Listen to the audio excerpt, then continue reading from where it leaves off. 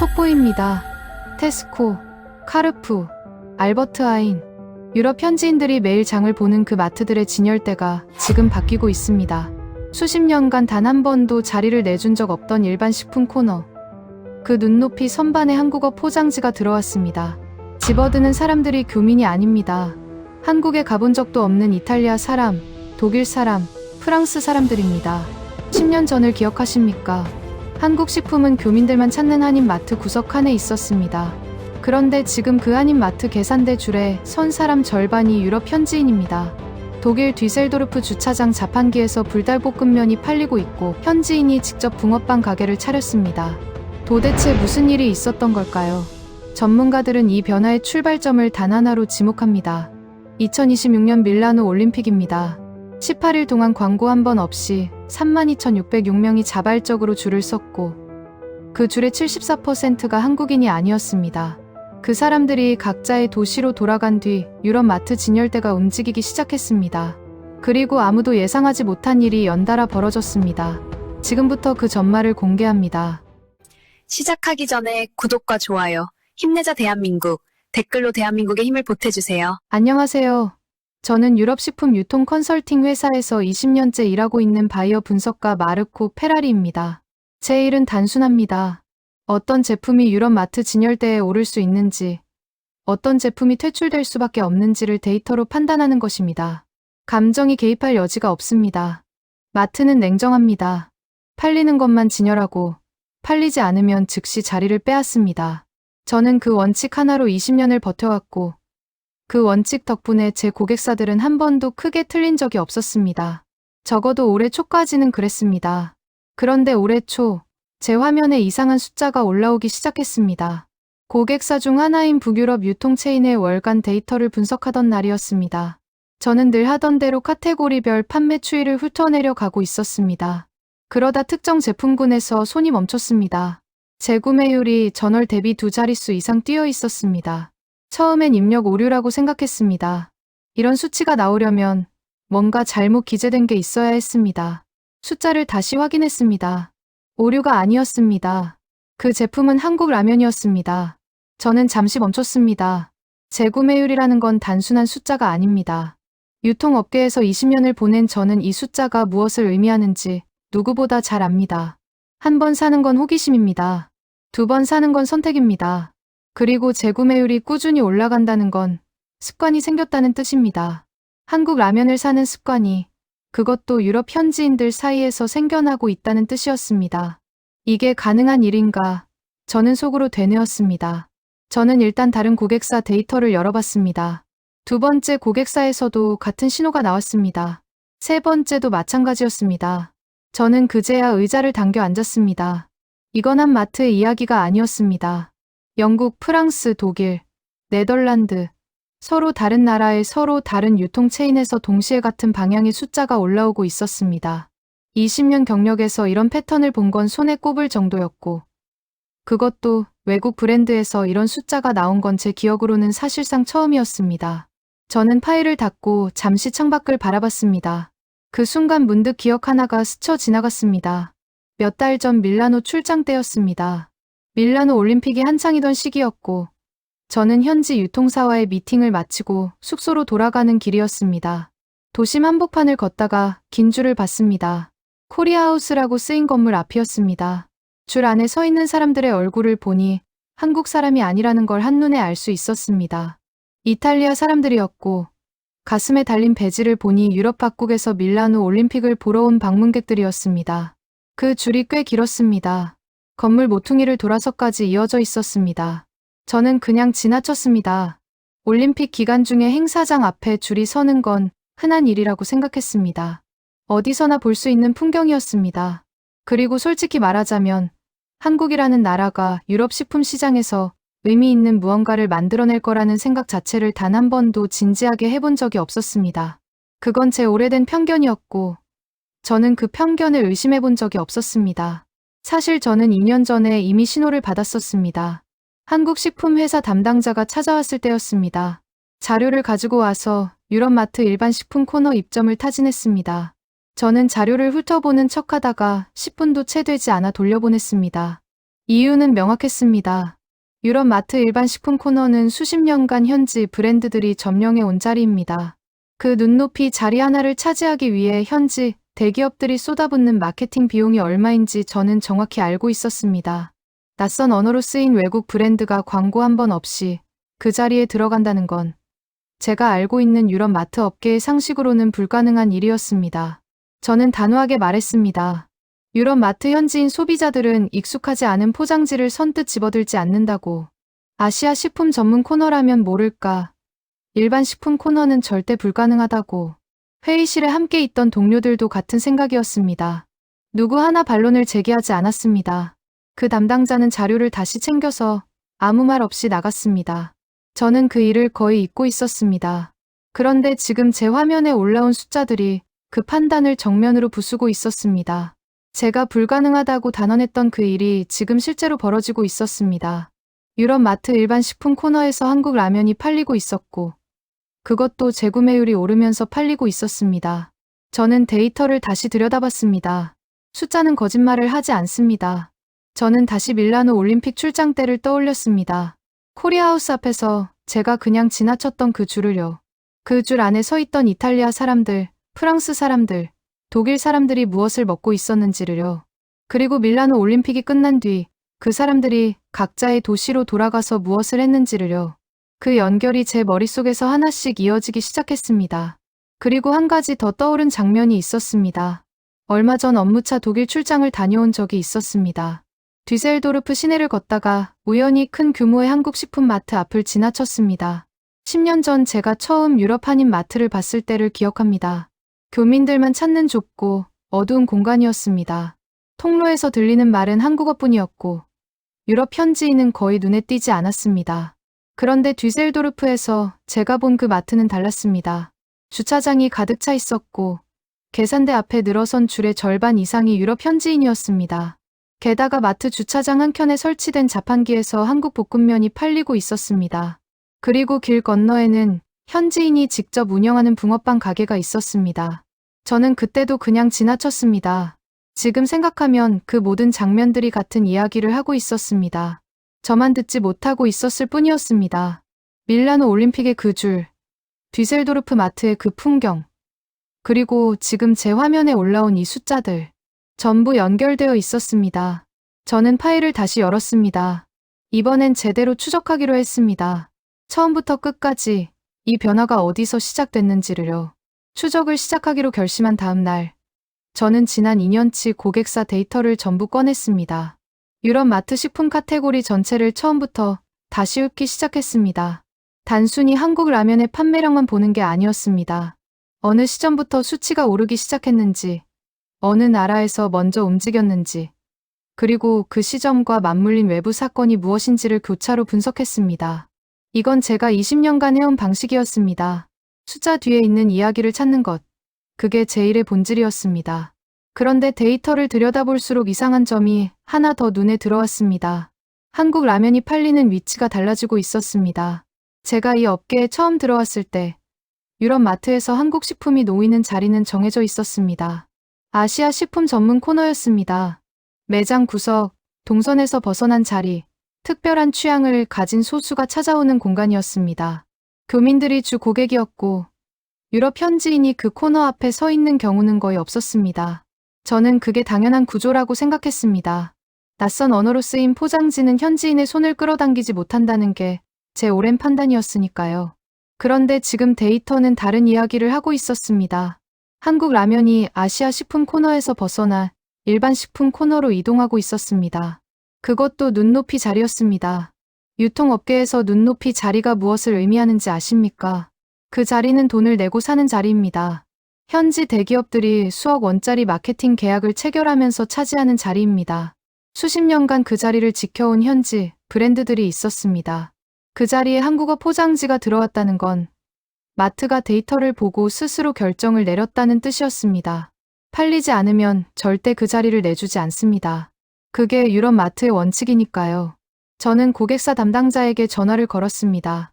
언제부터 한국 라면을 일반 식품 코너에 배치하기 시작했냐고 물었습니다. 담당자의 대답은 간결했습니다. 재구매율이 기준치를 넘어섰기 때문이라고 했습니다. 팔리니까 자리를 줬고, 자리를 주고 나서 더 팔리고 있다고 했습니다. 저는 전화를 끊고 잠시 생각에 잠겼습니다. 그 순간 2년 전 기억이 다시 떠올랐습니다. 한국식품회사 담당자가 자료를 들고 찾아왔던 날이었습니다. 자료에는 유럽 시장 분석 자료와 함께 한국 라면의 온라인 판매 급증 추이가 담겨 있었습니다. 담당자는 유럽마트 일반 식품 코너 입점이 가능한지를 타진했습니다. 저는 자료를 훑어보다가 10분도 채 되지 않아 고개를 저었습니다. 말은 정중했지만 결론은 단호했습니다. 유럽마트 일반 식품 코너는 현지 대기업들이 막대한 마케팅 비용을 쏟아부어야 겨우 자리를 유지할 수 있는 공간이라고 했습니다. 낯선 언어로 쓰인 외국 브랜드가 광고 한 번 없이 그 자리에 들어간다는 건 현실적으로 불가능하다고 했습니다. 담당자는 아무 말 없이 자료를 챙겨서 나갔습니다. 저는 그 일을 거의 잊고 있었습니다. 그런데 그 판단이 지금 완전히 틀렸다는 게 드러나고 있었습니다. 저는 다시 데이터로 시선을 돌렸습니다. 수치가 오르기 시작한 시점을 정확히 짚어보니 공통된 변곡점이 하나 있었습니다. 밀라노 올림픽 폐막 직후였습니다. 영국 고객사도, 프랑스 고객사도, 독일 고객사도 전부 같은 시점에서 수치가 꺾이며 올라가기 시작했습니다. 이건 우연이 아니었습니다. 같은 사건이 유럽 전역에서 동시에 같은 반응을 만들어낸 것이었습니다. 저는 밀라노 올림픽 코리아하우스 관련 자료를 찾아보기 시작했습니다. 숫자들이 화면에 펼쳐졌습니다. 18일 운영 기간 동안 총 방문객 32,606명, 하루 평균 1,800명, 역대 동계 올림픽 코리아하우스 최다 방문 기록이었습니다. 그런데 저를 더 놀라게 한 건 방문객의 구성이었습니다. 사전 예약자 중 74%가 이탈리아 현지인을 포함한 유럽 각국 방문객이었습니다. 한국 교민이나 한국 문화에 깊이 빠진 마니아층이 아니었습니다. 그냥 올림픽을 보러 왔다가 줄을 선 유럽 사람들이었습니다. 저는 그 숫자를 보면서 뭔가가 머릿속에서 맞춰지는 느낌을 받았습니다. 32,606명이 직접 먹어봤습니다. 줄을 서서 기다렸고 냄새를 맡았고 입에 넣었습니다. 그리고 각자의 도시로 돌아갔습니다. 이탈리아로, 프랑스로, 독일로, 네덜란드로. 그 사람들이 일주일 뒤 동네 마트에서 한국어 포장지를 발견했을 때 어떤 반응을 보였을지 저는 이제 정확히 알 수 있었습니다.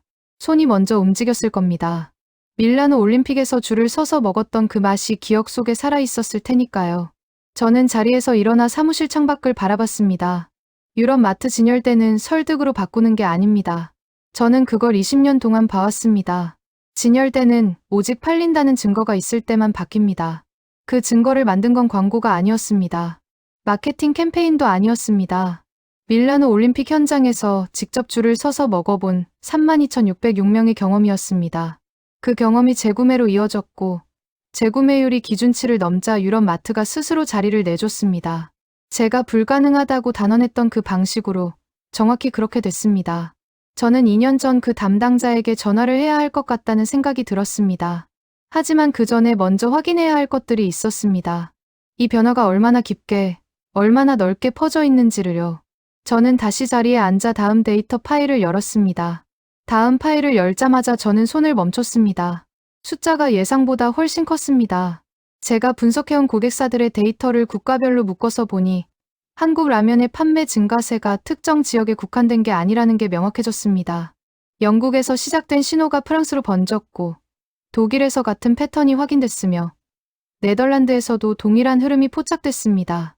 그리고 그 흐름의 시작점은 전부 같았습니다. 밀라노 올림픽 폐막 이후였습니다. 저는 이 패턴이 얼마나 구조적인지 확인하기 위해 과거 데이터와 비교해봤습니다. 유럽 마트에서 외국 식품 브랜드가 일반 식품 코너에 진입하는 경우는 역사적으로 드뭅니다. 그리고 진입에 성공하더라도 재구매율을 유지하지 못하면 6개월 안에 자리를 잃습니다. 마트는 기다려주지 않습니다. 그게 유럽 마트의 냉정한 현실입니다. 저는 그 현실을 수십 번 직접 목격했습니다.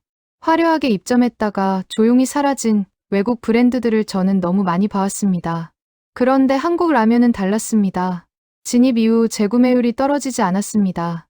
오히려 오르고 있었습니다. 이건 단순한 유행이 아니라는 신호였습니다. 유행은 올라가다가 반드시 꺾입니다. 그런데 이 수치는 꺾이지 않았습니다. 저는 이 현상의 구조적 원인을 파악해야 했습니다. 왜 한국 라면은 유행으로 끝나지 않고 습관으로 정착되고 있는 걸까요? 저는 세 가지 요인을 분리해서 분석하기 시작했습니다. 첫 번째는 가격이었습니다. 유럽 마트 기준으로 한국 라면 한 봉지는 1유로 안팎입니다. 외식 한 끼와 비교하면 10분의 1도 되지 않는 가격입니다. 지난 몇 년간 유럽 전역에서 물가 상승이 이어지면서 소비자들이 간편식으로 눈을 돌리는 흐름이 뚜렷해졌습니다. 한국 라면은 그 흐름 안에서 가격 경쟁력을 갖추고 있었습니다.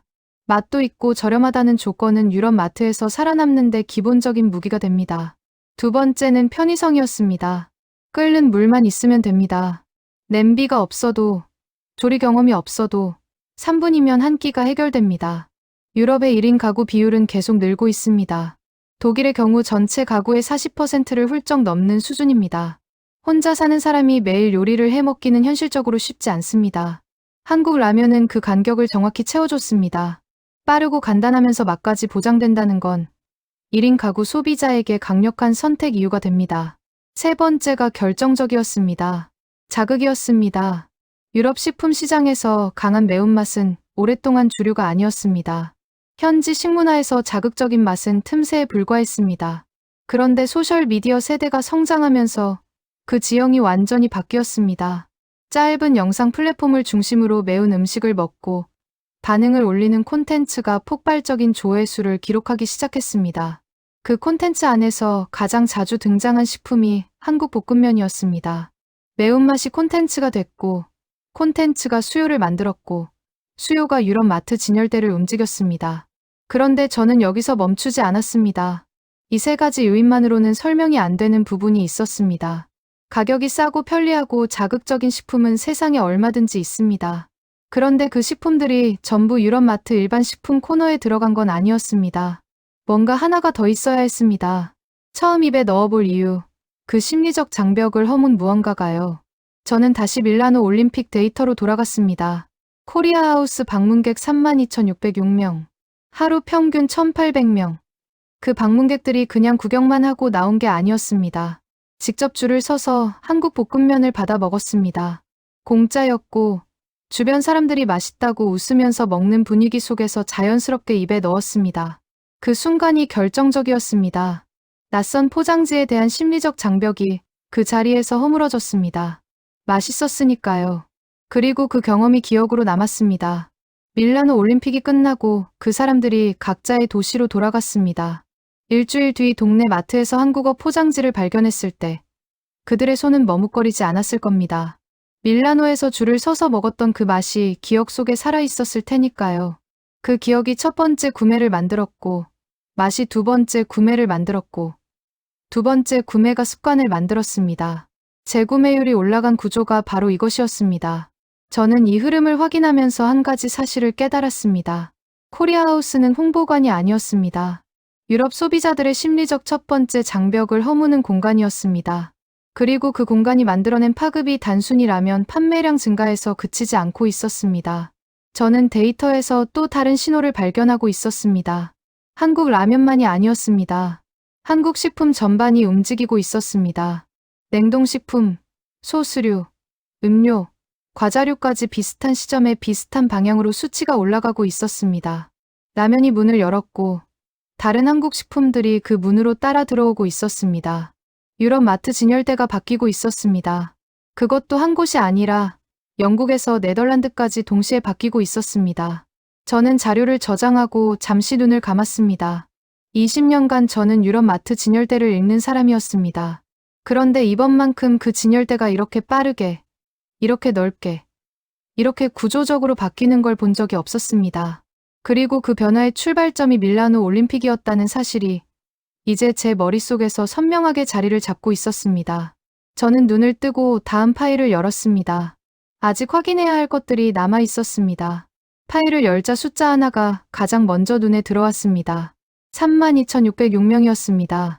밀라노 올림픽 기간 동안 코리아하우스를 찾은 총 방문객 수였습니다. 저는 이 숫자를 처음 봤을 때 그냥 지나쳤습니다. 올림픽 행사장에 3만 명이 다녀갔다는 게 특별한 일처럼 보이지 않았으니까요. 그런데 자료를 더 파고들수록 이 숫자가 단순한 방문객 수가 아니라는 걸 알게 됐습니다. 먼저 운영 기간이 18일이었습니다. 하루 평균으로 나누면 1,800명이 넘습니다. 그리고 이건 역대 동계 올림픽 코리아하우스 중 최다 방문 기록이었습니다. 저는 다른 나라들의 올림픽 문화행사 방문객 수와 비교해봤습니다. 코리아하우스의 수치는 상위권이었습니다. 그런데 숫자보다 더 중요한 건 따로 있었습니다. 방문객의 구성이었습니다. 사전 예약자 중 74%가 이탈리아 현지인을 포함한 유럽 각국 방문객이었습니다. 한국 교민이 아니었습니다. 한국 문화에 깊이 빠진 마니아층도 아니었습니다. 그냥 밀라노 올림픽을 보러 왔다가 코리아하우스 앞을 지나치게 된 유럽 사람들이었습니다. 그 사람들이 줄을 섰습니다. 아침부터요. 통역도 없이 메뉴판을 완전히 읽지 못하면서도 줄을 섰습니다. 저는 왜 그 사람들이 줄을 섰는지 자료를 더 찾아봤습니다. 당시 현장 인터뷰 자료들이 있었습니다. 줄을 선 이유를 물으면 대부분 비슷한 답이 나왔다고 합니다. 친구한테 들었다. 지나가다 냄새가 났다. 어제 먹어봤는데 다시 왔다. 광고를 보고 온 사람이 없었습니다. 누가 오라고 한 사람도 없었습니다. 자발적으로 왔고 자발적으로 다시 왔습니다. 저는 이 대목에서 멈췄습니다. 유통업계에서 자발적 재방문은 황금 지표입니다. 광고로 한번 끌어올 수는 있습니다. 하지만 자발적으로 다시 찾아오게 만드는 건 전혀 다른 차원의 이야기입니다. 그건 경험이 기억으로 남았다는 뜻이고 그 기억이 행동을 만들어냈다는 뜻입니다. 밀라노 올림픽 코리아하우스에서 그 일이 벌어지고 있었습니다. 광고비 한 푼 없이요. 저는 코리아하우스의 구성을 자세히 들여다봤습니다. 한강 편의점을 모티프로 꾸며진 공간이었습니다. 한국 드라마나 영상 콘텐츠를 통해 이미 한국의 편의점 문화를 접한 유럽 사람들이 그 공간에 들어섰을 때 느꼈을 감정이 어땠을지 저는 어렵지 않게 상상할 수 있었습니다. 화면 속에서만 보던 공간을 실제로 눈앞에서 마주하는 경험이었을 겁니다. 그리고 그 공간에서 처음으로 한국 볶음면을 입에 넣었습니다. K-팝 공연을 현장에서 들었습니다. 한국 화장품을 직접 발라봤습니다. 온라인에서 쌓아온 호기심이 오프라인에서 확신으로 바뀌는 순간이었습니다. 그리고 밀라노 올림픽이 끝났습니다. 32,606명이 각자의 도시로 돌아갔습니다. 이탈리아 각지로, 프랑스로, 독일로, 스페인으로 그 경험을 가지고 일상으로 돌아갔습니다. 저는 그 다음에 일어난 일을 이미 알고 있었습니다. 제 고객사 데이터가 그 이후의 이야기를 정확히 기록하고 있었으니까요. 유럽 마트 진열대가 움직이기 시작했습니다. 그런데 저는 여기서 한 가지 더 확인하고 싶었습니다. 밀라노 올림픽 이전에도 유럽에서 한국 식품에 대한 관심이 조금씩 쌓이고 있었다는 신호들이 있었습니다. 저는 그 흐름을 과거 데이터에서 찾아봤습니다. 2020년대 초반부터 유럽의 온라인 쇼핑몰에서 한국 식품 검색량이 조금씩 오르고 있었습니다. 한국 드라마가 유럽 스트리밍 플랫폼에서 인기를 끌 때마다 한국 라면과 한국 식품 검색량이 동반 상승하는 패턴이 반복됐습니다. 그리고 짧은 영상 플랫폼에서 한국 볶음면을 먹는 영상이 수천만 조회수를 기록하면서 온라인 주문이 폭증했던 시기도 있었습니다. 각각의 접촉점이 조금씩 쌓이고 있었습니다. 그런데 그 쌓임이 어느 순간 임계점을 넘지 못하고 있었습니다. 온라인에서 호기심을 가진 사람들이 오프라인 마트에서 선뜻 손을 뻗지 못하는 이유가 있었습니다. 낯선 언어로 쓰인 포장지, 익숙하지 않은 냄새, 매울 것 같다는 막연한 걱정. 그 심리적 장벽이 첫 번째 구매를 막고 있었습니다. 유럽 마트 일반 식품 코너에서 한국어 포장지를 처음 집어드는 건 현지인에게 생각보다 큰 결단이 필요한 행동이었습니다. 밀라노 올림픽 코리아하우스는 그 장벽을 허문 공간이었습니다. 공짜였습니다. 주변 사람들이 웃으면서 먹는 분위기였습니다. 줄을 서서 기다리는 동안 이미 심리적 준비가 됐습니다. 그리고 입에 넣었을 때 맛있었습니다. 그 경험이 낯선 포장지에 대한 두려움을 지워버렸습니다. 집에 돌아가서 마트에서 그 포장지를 다시 봤을 때 손이 먼저 움직이게 만든 것이 바로 그 경험이었습니다. 저는 자료를 덮고 잠시 생각했습니다. 온라인의 호기심과 오프라인의 확신 사이에 놓여있던 그 간격을 밀라노 올림픽이 채워줬습니다. 드라마를 보고 유튜브를 보고 틱톡을 봤지만 마트에서 손을 뻗지 못했던 사람들이 밀라노 올림픽 현장에서 직접 먹어보고 확신을 얻었습니다. 그리고 그 확신이 유럽 마트 진열대를 바꿨습니다. 32,606명이 만들어낸 결과였습니다. 광고 없이, 마케팅 없이, 오직 경험 하나로요. 저는 이제 현장을 직접 확인해야 할 때가 됐다고 판단했습니다. 데이터로 보는 것과 눈으로 직접 보는 건 다릅니다. 저는 출장 일정을 잡기 시작했습니다. 영국부터 시작해서 프랑스, 독일, 네덜란드까지 유럽 마트 현장을 제 눈으로 직접 확인하러 가기로 했습니다. 첫 번째 목적지는 영국이었습니다. 런던 외곽의 대형 마트 매장 2곳을 직접 방문하기로 했습니다. 저는 바이어 분석가로서 현장 조사를 나갈 때 습관이 하나 있습니다. 매장에 들어서는 순간부터 아무것도 메모하지 않습니다. 먼저 그냥 걷습니다. 고객처럼 걸으면서 진열대를 봅니다. 숫자로 보던 것들이 실제로 어떤 모습인지를 먼저 눈으로 받아들입니다. 그 다음에 메모를 시작합니다. 그게 제가 20년간 현장 조사를 해온 방식이었습니다. 매장 안으로 들어섰습니다. 입구에서부터 식품 코너까지 천천히 걸었습니다. 낙농 제품 코너를 지나고 빵 코너를 지나서 즉석식품 구역으로 접어들었습니다. 그리고 라면 코너 앞에 섰습니다. 저는 잠시 그 자리에서 멈췄습니다. 데이터로 알고 있던 사실이었지만 눈으로 직접 확인하는 건 전혀 다른 느낌이었습니다. 눈높이 선반에 한국어가 쓰인 포장지가 나란히 꽂혀 있었습니다. 일본 라면 옆이었습니다. 아시아 식품 코너가 아니었습니다. 라면 코너였습니다. 누구나 장을 보다가 지나치면서 손을 뻗을 수 있는 그 자리였습니다. 저는 그 앞에서 10분 정도 서 있었습니다. 그 시간 동안 그 선반 앞을 지나간 사람이 몇 명인지 세어봤습니다. 12명이었습니다. 그중 한국 라면 쪽으로 손이 간 사람이 넷이었습니다. 넷 중 셋이 카트에 담았습니다. 그리고 그 셋 중 한국 사람으로 보이는 사람은 한 명도 없었습니다. 중년의 영국 여성이었고 20대로 보이는 남성이었고 아이를 데리고 온 부부였습니다. 저는 그 장면을 보면서 데이터가 현실이 되는 순간을 목격했습니다. 다음 매장으로 이동했습니다. 두 번째 매장은 더 컸습니다. 식품 코너 규모도 첫 번째 매장보다 넓었습니다. 저는 같은 방식으로 걸었습니다. 그리고 즉석식품 구역에서 예상보다 더 넓은 공간을 발견했습니다. 한국 라면 전용 코너가 별도로 구성되어 있었습니다. 봉지 라면뿐만 아니라 컵라면까지 종류별로 진열되어 있었습니다. 그 코너 앞에 손으로 쓴 안내 문구가 붙어 있었습니다. 이 구역에서 가장 많이 팔리는 제품이라는 내용이었습니다. 저는 그 문구를 보면서 잠시 멈칫했습니다. 마트가 자발적으로 그 안내 문구를 붙인 겁니다. 마트는 팔리는 제품을 손님에게 알려줍니다. 그 안내 문구 하나가 다음 손님의 구매를 유도하고 그 구매가 또 다음 안내 문구를 정당화합니다. 그 순환이 이미 이 매장에서 작동하고 있었습니다. 저는 이게 단순한 진열 변화가 아니라는 걸 그 순간 확실히 깨달았습니다. 유럽 마트가 한국 라면을 팔리는 제품으로 인정하기 시작했다는 뜻이었습니다. 다음 날은 프랑스 파리로 이동했습니다. 파리 외곽의 대형 마트 매장을 찾아갔습니다. 식품 코너를 둘러보다가 즉석식품 구역에서 멈췄습니다. 한국 볶음면 전용 코너가 별도로 구획되어 있었습니다. 옆에는 여러 종류의 소스와 한국 조미료들이 함께 진열되어 있었습니다. 라면 하나를 팔면서 관련 제품들을 함께 배치하는 방식이었습니다. 마트가 한국 식품을 하나의 카테고리로 묶어서 관리하기 시작했다는 신호였습니다. 저는 그 코너 앞에서 고객들의 반응을 지켜봤습니다. 흥미로운 장면이 있었습니다. 30대로 보이는 프랑스 여성이 코너 앞에서 한참을 서 있었습니다. 포장지를 집어들고 뒤집어보고 다시 내려놓고 또 집어들었습니다. 그러다 옆에 있던 남성에게 뭔가를 보여줬습니다. 남성이 고개를 끄덕였습니다. 2개를 카트에 담았습니다. 저는 그 장면을 보면서 심리적 장벽이 낮아진 사람과 아직 낮아지지 않은 사람의 차이를 봤습니다. 그 여성은 아마 처음이었을 겁니다.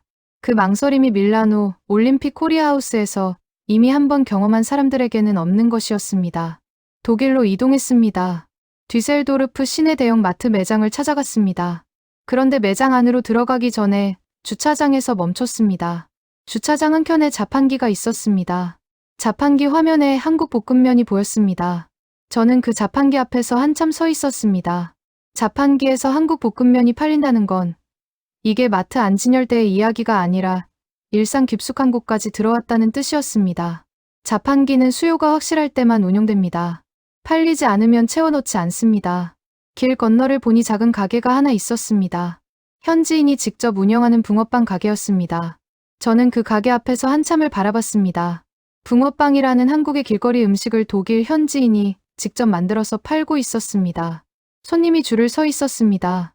줄에 선 사람들이 독일 사람들이었습니다. 저는 이게 무엇을 의미하는지 알았습니다. 문화가 식품 코너를 넘어서 길거리까지 들어왔다는 뜻이었습니다. 마트 진열대에서 시작된 변화가 이미 그 너머로 나아가고 있었습니다. 뒤셀도르프 대형 마트 안으로 들어갔습니다. 한국 라면 전용 섹션이 있었습니다. 그런데 이 매장에서 본 장면은 런던이나 파리와 조금 달랐습니다. 10년 전 교민들만 찾던 한인 마트가 이 도시 어딘가에 있다는 걸 저는 알고 있었습니다. 그 마트에서 들리던 말은 한국어뿐이었다고 합니다. 그런데 지금 이 대형 마트 한국 라면 섹션 앞에 서 있는 사람들 중에 한국어를 쓰는 사람은 없었습니다. 완전히 달라진 풍경이었습니다. 저는 출장 마지막 날 네덜란드 암스테르담으로 이동했습니다. 대형 마트 온라인몰에 한국 식품 카테고리가 별도로 만들어져 있었습니다. 오프라인 매장에서도 한국 라면이 즉석 식품 코너 한 구획을 차지하고 있었습니다. 저는 그 앞에서 카트를 끌고 지나가는 사람들을 지켜봤습니다. 멈추는 사람들이 있었습니다. 집어드는 사람들이 있었습니다. 그리고 카트에 담는 사람들이 있었습니다. 그 사람들 중 누군가는 밀라노 올림픽 코리아하우스 앞에서 줄을 섰던 사람이었을 겁니다. 그리고 누군가는 그 사람에게 이야기를 들은 사람이었을 겁니다. 경험이 경험을 만들고 그 경험이 유럽 마트 진열대를 바꾸고 있었습니다. 저는 호텔방으로 돌아와 노트를 펼쳤습니다. 4개 나라, 여러 매장을 직접 돌아다니며 확인한 것들을 정리하기 시작했습니다. 데이터로 알고 있던 것들이 현장에서 모두 사실로 확인됐습니다. 그리고 데이터에서 보이지 않던 것들도 눈으로 직접 봤습니다. 망설이다 카트에 담는 손, 자판기 앞에 서 있는 사람, 붕어빵 가게 앞에 늘어선 줄. 그 장면들이 숫자보다 더 선명하게 이 변화의 실체를 보여주고 있었습니다. 저는 노트를 덮고 내일 있을 발표 준비를 시작했습니다. 동료 바이어들 앞에서 처음으로 제가 틀렸다는 것을 공식적으로 인정해야 할 시간이 다가오고 있었습니다. 발표는 다음 날 오전이었습니다. 회의실에는 저와 함께 일하는 바이어 분석가 동료 6명이 앉아 있었습니다. 저는 노트북을 열고 자료를 띄웠습니다. 화면에는 지난 2년간 제가 수집한 고객사 데이터와 현장 조사 결과가 정리되어 있었습니다. 저는 발표를 시작하기 전에 잠시 멈췄습니다. 20년 동안 이 일을 하면서 제가 틀렸다고 공식적으로 인정한 적이 없었습니다. 오늘이 처음이었습니다. 저는 첫 슬라이드를 넘겼습니다. 2년 전 제가 거절했던 한국 식품 회사의 입점 제안 자료였습니다. 동료들이 화면을 봤습니다. 몇 명은 그 자료를 기억하는 눈치였습니다. 저는 그 자리에서 단호하게 말했습니다. 저는 이 판단이 틀렸습니다. 회의실이 조용해졌습니다. 동료 중 한 명이 저를 바라봤습니다. 마르코가 틀렸다는 말을 처음 듣는다는 표정이었습니다. 저는 두 번째 슬라이드를 넘겼습니다. 고객사 데이터였습니다. 밀라노 올림픽 폐막 이후 영국, 프랑스, 독일, 네덜란드 유럽 마트에서 한국 라면 재구매율이 동시에 급등한 그래프였습니다. 저는 이 수치가 무엇을 의미하는지 설명했습니다. 재구매율이 오른다는 건 유행이 아니라 습관이 생겼다는 뜻이라고 했습니다. 그리고 그 습관의 출발점이 어디인지를 추적한 결과가 밀라노 올림픽 코리아하우스였다고 했습니다. 동료 한 명이 손을 들었습니다. 밀라노 올림픽 행사 하나가 유럽 마트 전체의 흐름을 바꿀 수 있냐고 물었습니다. 저는 그 질문을 예상하고 있었습니다. 저도 처음에는 같은 의문을 가졌으니까요. 저는 대답하기 전에 세 번째 슬라이드를 먼저 넘겼습니다. 코리아하우스 방문객 데이터였습니다. 18일 운영 기간 동안 총 32,606명, 하루 평균 1,800명. 역대 동계 올림픽 코리아하우스 최다 방문 기록. 그리고 사전 예약자 중 74%가 유럽 현지인이었다는 수치. 저는 동료들에게 이렇게 말했습니다. 밀라노 올림픽 행사 하나가 유럽 마트를 바꾼 게 아니라고 했습니다. 코리아하우스는 오랫동안 쌓여온 관심이 실제 구매로 전환되는 마지막 연결고리였다고 했습니다. 유럽 사람들은 이미 한국 드라마를 보고 짧은 영상 플랫폼에서 한국 음식 콘텐츠를 접하고 있었습니다. 관심은 있었지만 직접 먹어볼 기회가 없었습니다. 밀라노 올림픽 코리아하우스가 그 기회를 만들어줬습니다. 회의실이 다시 조용해졌습니다. 저는 네 번째 슬라이드를 넘겼습니다. 이번엔 현장 조사 사진들이었습니다. 영국 대형 마트 눈높이 선반에 나란히 꽂힌 한국 라면 사진, 프랑스 대형 마트 한국 볶음면 전용 코너 사진, 독일 대형 마트 한국 라면 전용 섹션 사진, 그리고 뒤셀도르프 주차장 자판기에서 한국 볶음면이 팔리는 사진, 현지인이 운영하는 붕어빵 가게 사진까지 차례로 넘겼습니다. 동료들의 표정이 달라지기 시작했습니다. 한 명이 자판기 사진 앞에서 멈추라고 했습니다. 자판기에서 한국 볶음면이 팔린다는 게 사실이냐고 물었습니다. 저는 직접 확인한 거라고 했습니다. 그 자판기 앞에 서서 실제로 돌아가는 걸 봤다고 했습니다. 또 다른 동료가 붕어빵 가게 사진을 가리켰습니다. 현지인이 직접 운영한다는 게 어떻게 가능하냐고 물었습니다. 저는 가게 앞에 줄 선 사람들이 전부 독일 사람들이었다고 했습니다. 회의실 분위기가 달라지기 시작했습니다. 저는 5번째 슬라이드를 넘겼습니다. 이번엔 구조적인 분석이었습니다. 한국 라면이 유럽 마트에서 팔리는 이유를 3가지로 정리했습니다. 첫째는 가격이었습니다.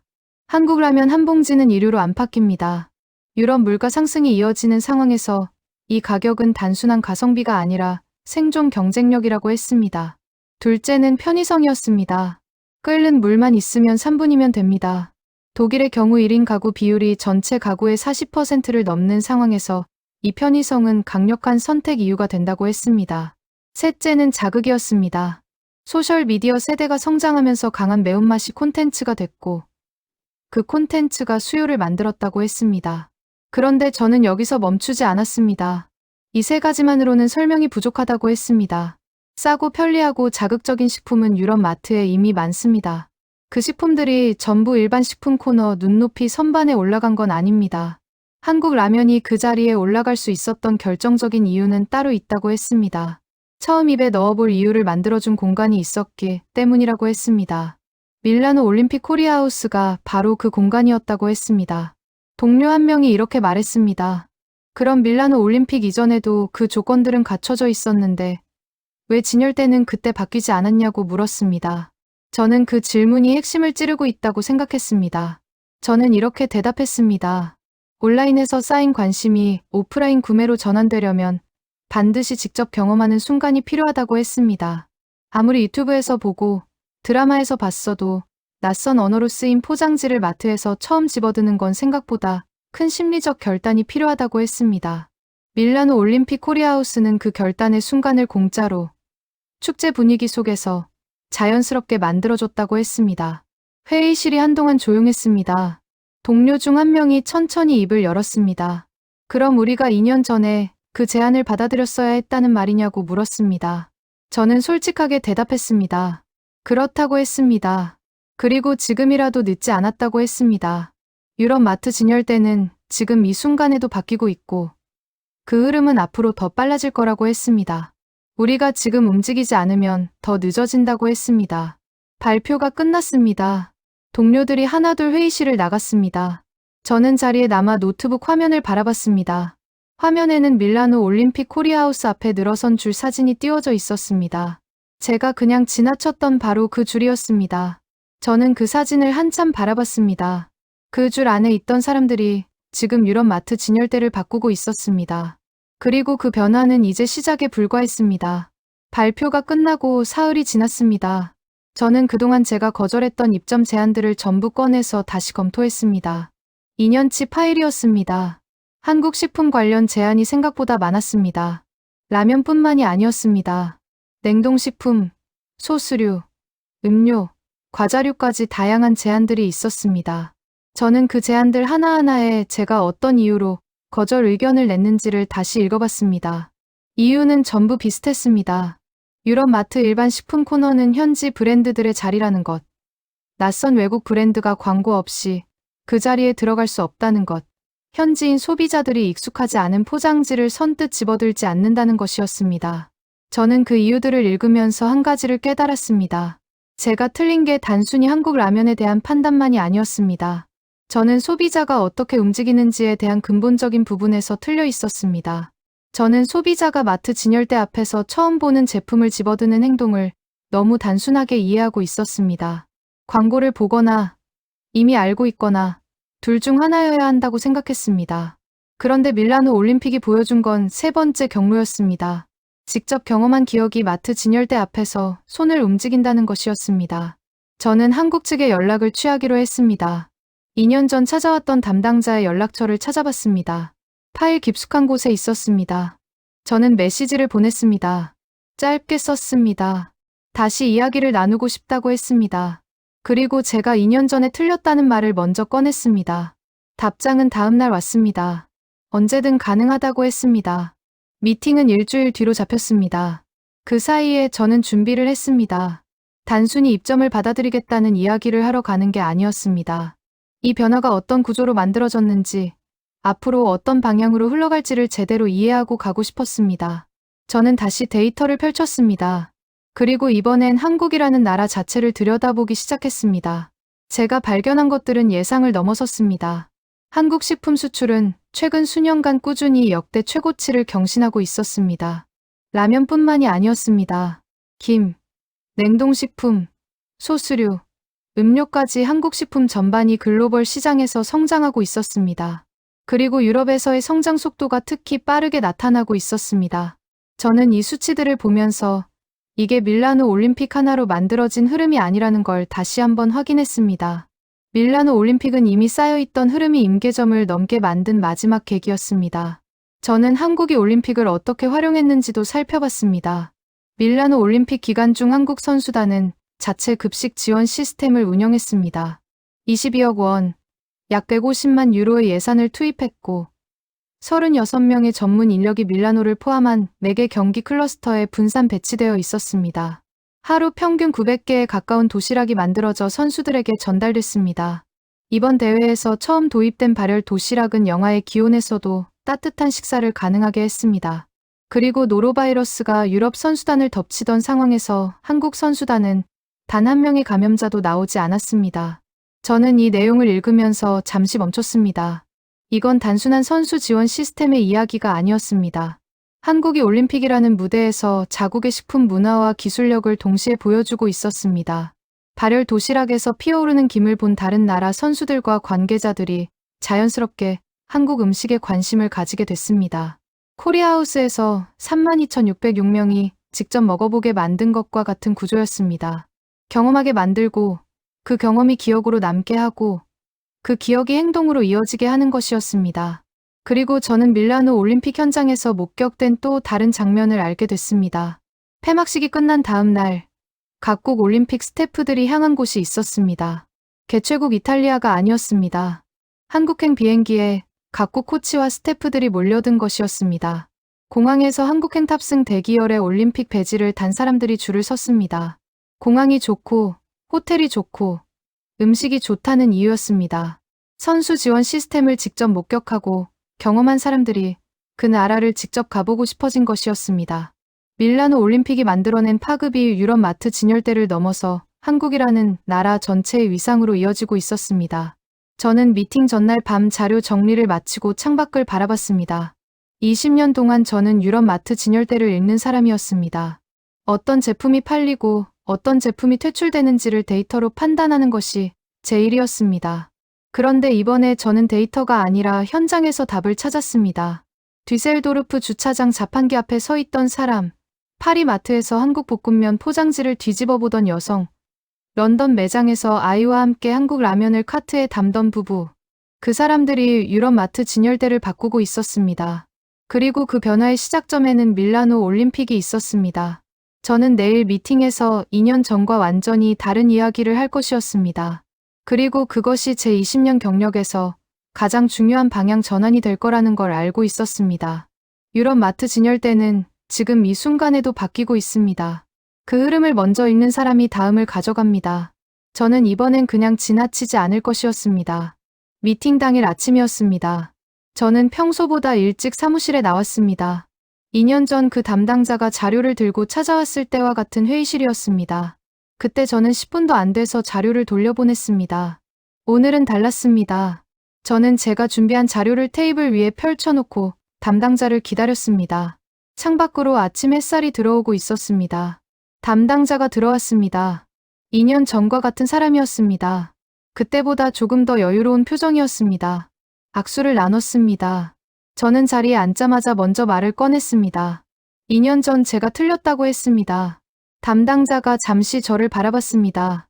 그리고 천천히 고개를 끄덕였습니다. 괜찮다고 했습니다. 그 사이에 많은 것들이 증명됐으니까요. 저는 자료를 넘기기 시작했습니다. 지난 몇 달간 제가 추적하고 분석하고 현장에서 직접 확인한 것들을 순서대로 설명했습니다. 고객사 데이터에서 발견한 재구매율 급등 수치, 영국과 프랑스와 독일과 네덜란드 유럽 마트 현장에서 직접 목격한 진열대 변화, 뒤셀도르프 주차장 자판기에서 팔리는 한국 볶음면, 현지인이 운영하는 붕어빵 가게, 그리고 그 모든 변화의 출발점으로 제가 추적해 도달한 밀라노 올림픽 코리아하우스 이야기까지요. 담당자는 중간에 끊지 않고 끝까지 들었습니다. 설명이 끝나자 담당자가 말했습니다. 사실 밀라노 올림픽 이후 유럽에서 문의가 많이 늘었다고 했습니다. 유럽 마트 쪽에서 먼저 연락이 오는 경우도 생겼다고 했습니다.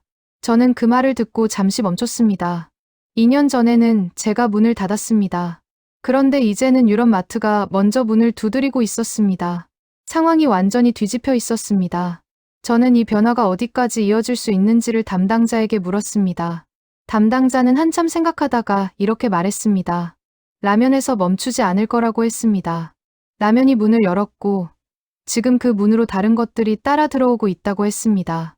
냉동식품, 소스류, 음료, 과자류까지 유럽 마트에서 한국 식품 카테고리 전체가 움직이고 있다고 했습니다. 그리고 식품에서 멈추지 않을 수도 있다고 했습니다. 밀라노 올림픽 코리아하우스에서 한국 화장품을 처음 발라본 유럽 여성들이 지금 한국 화장품을 찾고 있다고 했습니다. K-팝 공연을 현장에서 처음 들은 사람들이 한국 음악 시장으로 유입되고 있다고 했습니다. 저는 그 말을 들으면서 비로소 전체 그림이 보이기 시작했습니다. 밀라노 올림픽은 단순한 스포츠 행사가 아니었습니다. 한국이라는 나라의 일상 전체가 유럽 사람들 앞에 펼쳐진 무대였습니다. 음식이 있었고, 음악이 있었고, 화장품이 있었고, 문화가 있었습니다. 그리고 그 무대 앞에서 32,606명이 처음으로 직접 경험했습니다. 그 경험이 기억이 됐고, 기억이 행동이 됐고, 행동이 유럽 마트 진열대를 바꿨습니다. 미팅이 끝나고 담당자를 배웅했습니다. 회의실로 돌아와 혼자 앉아 있었습니다.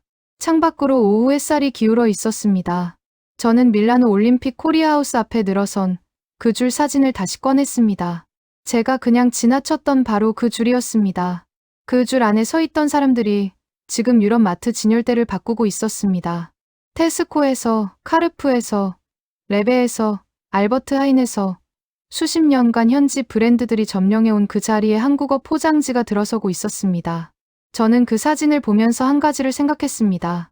이 변화를 만든 건 대기업의 마케팅이 아니었습니다. 정부의 홍보 캠페인도 아니었습니다. 드라마를 쓴 작가가 있었습니다. 라면을 개발한 연구자가 있었습니다. 새벽 4시에 일어나 선수들 도시락을 준비한 조리사가 있었습니다. K-팝 무대에 올라 최선을 다한 가수들이 있었습니다.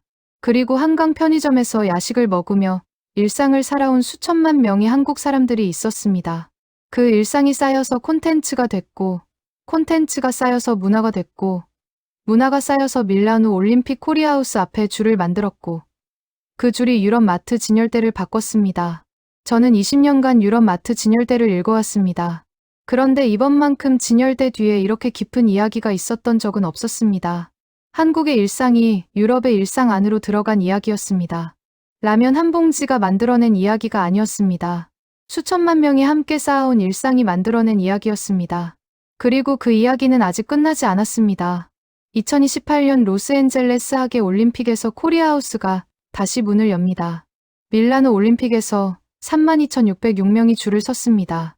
로스앤젤레스에서는 그 줄이 얼마나 길어질지 저는 이제 그냥 지나치지 않고 직접 확인할 것입니다.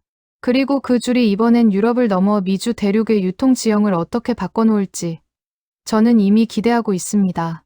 한국의 일상은 지금 이 순간에도 세계의 일상이 되어가고 있으니까요. 여기까지 긴 이야기를 끝까지 들어주셔서 감사합니다. 오늘 영상이 도움이 되셨다면 구독과 좋아요 부탁드립니다. 한국이 세계 무대에서 만들어가는 이야기, 저희 채널에서 계속 전해드리겠습니다. 알림 설정까지 눌러두시면 다음 이야기 놓치지 않으실 수 있습니다. 항상 함께해 주셔서 진심으로 감사드립니다.